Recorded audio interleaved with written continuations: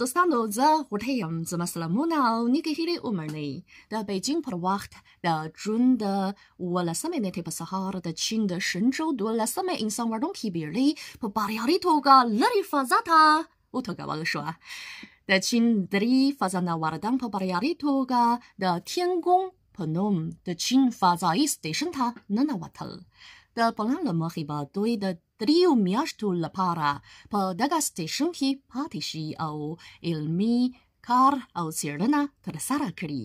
وروسته به دوی بیرته ځمکې ته راستانه شي.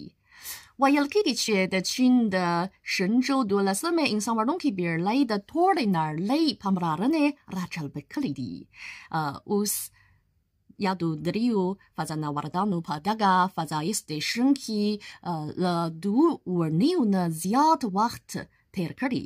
نو هلته د دوی د څېړنې چارې څنګه روانې دي او د دوی د ژوند حالت څنګه دی؟ راځئ چې له ما سره یې په دې ویډیو کې وګورئ. تاسو ګورئ اوس درې واړه فضانوردان ډوډۍ خوري. د چین په فضايي سټېشن کې پخلنځای یعنې د خوړو د چمتو کولو او تودولو ځای شتون لري. د چین د فضايي چارو ادارې د دغو فضانوردانو د روغتیا د ساتلو لپاره د سبزیو، واښو او میوو په شمول څه باندې 120 ډوله خواړه چمتو کړي څو دوی په فضايي سټېشن کې ترې په ساده ډول استفاده وکړي او خوند ترې واخلي.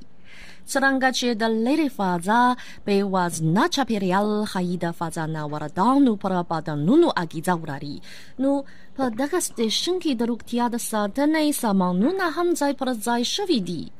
هر فضانورد هره ورځ د 2 ساعتونو لپاره ورزش کوي او خپل بدني حالت ښه ساتي. تاسو اوس د فضايي سټېشن په بهر کې د کامرې راخوا اخیستل شوې ویډیو ګورئ. د جولای د 4 نیټې په ماسپښین د شنجو 12 فضايي بېړۍ 2 فضانوردانو د 2 ساعتونو لپاره د بېړۍ په بهر کې ټول ټاکل شوي کارونه ترسره کړل او ورپسې د فضايي بېړۍ مرکزي برخې ته ستانه شول. د معلوماتو له مخې د فضانوردانو پر تن یوې جوړې فضايي جامو وزن 110 کیلوګرامه ښودل شوي، خو فضانوردان یې په اسانۍ او ساده توګه اغوستلی شي او هر فضانورد کولی شي چې د دغه لباس په 5 دقیقو کې پر تن کړي. دوی د خپل بدن د جګوالي او غټوالي له مخې دغه جامې ځان ته برابرولی شي. دا دوهم ځل دی چې چیني فضانوردانو د فضايي بېړۍ په بهر کې کارونه ترسره کړل. لومړی ځل یې په 2008 کال کې دغه چارې ترسره کړې وي.